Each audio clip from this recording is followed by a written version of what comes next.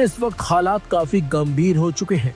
Israel और America ने जिस तरह से ईरान पर अटैक किया और उसके सुप्रीम लीडर अली खामेनेई के साथ साथ कई बड़े नेताओं को मार डाला, उसके बाद से ही अब ईरान भड़का हुआ है।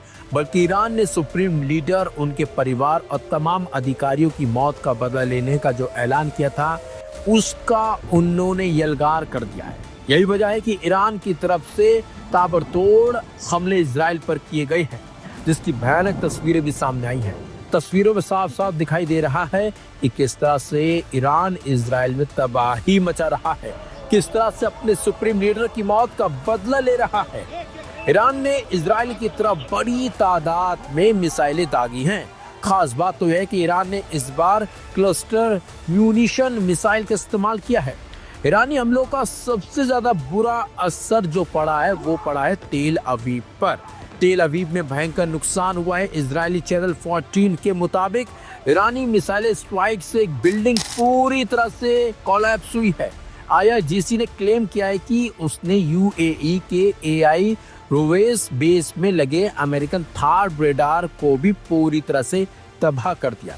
इस तस्वीर को देखकर समझा जा सकता है कि इजराइल में किस तरह की तबाही मची है। ईरानी अटैक में इजराइल की सड़कें पूरी तरह से तबाह हो चुकी हैं। सड़कों पर दौड़ते वाहन मिट्टी में दब गए हैं। ये भयानक तस्वीर अब जो आप देख रहे हैं ये है यरूशलेम की। यहाँ पर देखा जा सकता है कि कैसे ईरान ने रात में जमकर मिसाइलें दागी हैं। देखा जा सकता है कि लोग घरों की छतों पर खड़े हैं और अचानक से एक मिसाइल आती है और सब कुछ तबाह कर देती है, वो भी चंद सेकंड में। ईरान ने करारा जवाब देते हुए इजराइल में भयंकर तबाही तो मचाई है, बल्कि खबर है कि कई सैन्य ठिकानों को निशाना बनाया गया है। अमेरिका के जो गल्फ कंट्रियों में मौजूद थे उन्हें भी ईरान ने तबाह किया है। वहीं एक इजरायली एयरपोर्ट पर ईरानी मिसाइल हमले के बाद इजरायली यात्रियों को निकाला गया सुरक्षित। इस दौरान वहां पर अफरा तफरी मच गई थी। तस्वीरों में आप देख सकते हैं कैसे हर तरफ धुआं नजर आ रहा है और हर कोई अपनी जान बचाने के लिए इधर उधर भाग रहा है। वही खबर है कि लेबनान ने भी अब इजराइल पर अटैक करना शुरू कर दिया है। खबर है कि लेबनान ने इजराइल पर सैकड़ों रॉकेट दाग दिए हैं, यानी कि अब लेबनान भी ईरान के साथ खुले तौर पर खड़ा हो चुका है और इजराइल पर हमला कर रहा है। मतलब साफ है कि ईरान इजराइल पर ताबड़तोड़ हमले कर रहा है, इजराइल में तबाही मचा रहा है और अपने नेता की मौत का बदला लेने का ऐलान जो कर चुका है ईरान। यही वजह है कि वो पीछे हटने के मूड में तो बिल्कुल भी नहीं है। Oh my God! Oh my God! That's retarded! It actually hit right here. Oh my God! That actually.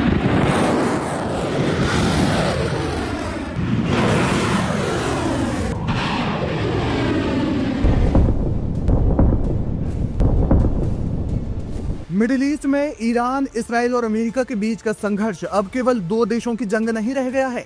इस युद्ध ने उन अरब और मुस्लिम देशों की पोल खोल दी है जो सार्वजनिक मंचों पर तो फिलिस्तीन और मुस्लिम एकजुटता की दुहाई देते हैं, लेकिन युद्ध की घड़ी में उनके सैन्य ठिकाने और खुफिया तंत्र अमेरिका के लिए पूरी तरह सक्रिय पाए गए। सार्वजनिक इनकार और गुप्त सहयोग का खेल।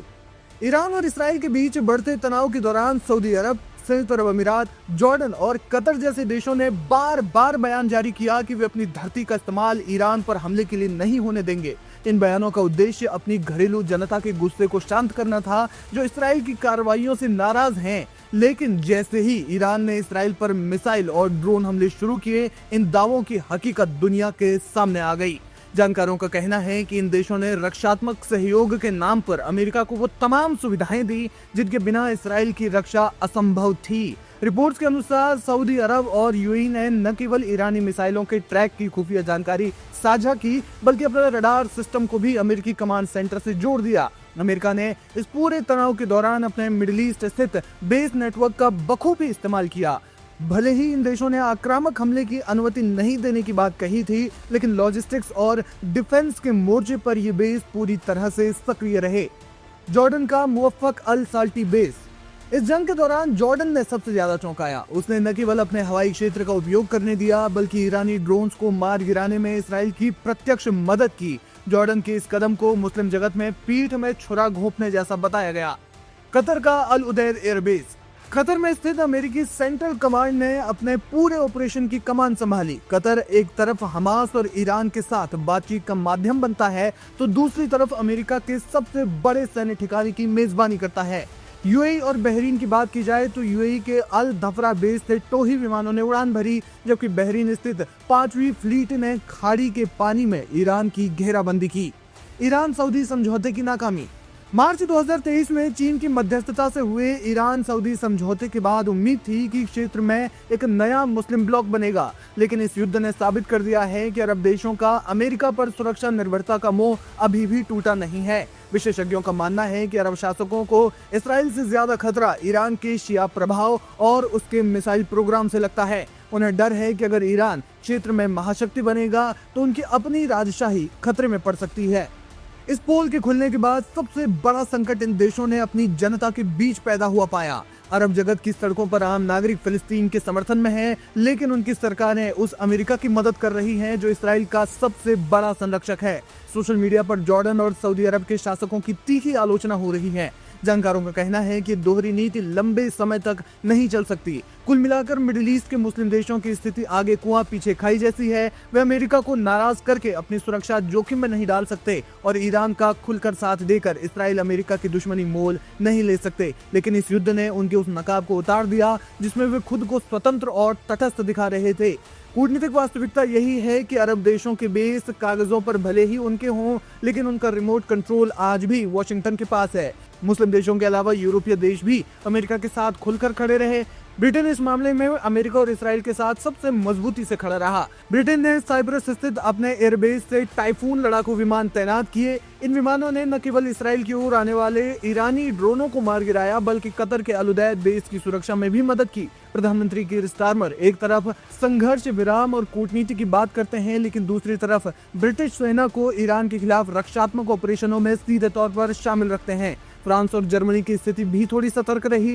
राष्ट्रपति मैक्रों अक्सर शांति दूत बनने की कोशिश करते हैं, लेकिन फ्रांस ने भी जॉर्डन और इसराइल के हवाई क्षेत्र में ईरानी मिसाइलों को ट्रैक करने और उन्हें रोकने में मदद की। जर्मनी के लिए इसराइल की सुरक्षा एक राष्ट्रीय कर्तव्य जैसा है। उन्होंने सीधे तौर पर बमबारी नहीं की, लेकिन इसराइल को हथियारों की आपूर्ति और खुफिया डेटा देने में कोई कमी नहीं छोड़ी। यूरोप इस युद्ध में अमेरिका का मौन लेकिन सक्रिय समर्थक है। वे चाहते हैं कि ईरान कमजोर हो जाए, लेकिन वे ये भी नहीं चाहते कि युद्ध इतना बड़ा हो जाए कि उनकी अपनी रसोई और पेट्रोल पंप पर उसका असर पड़े।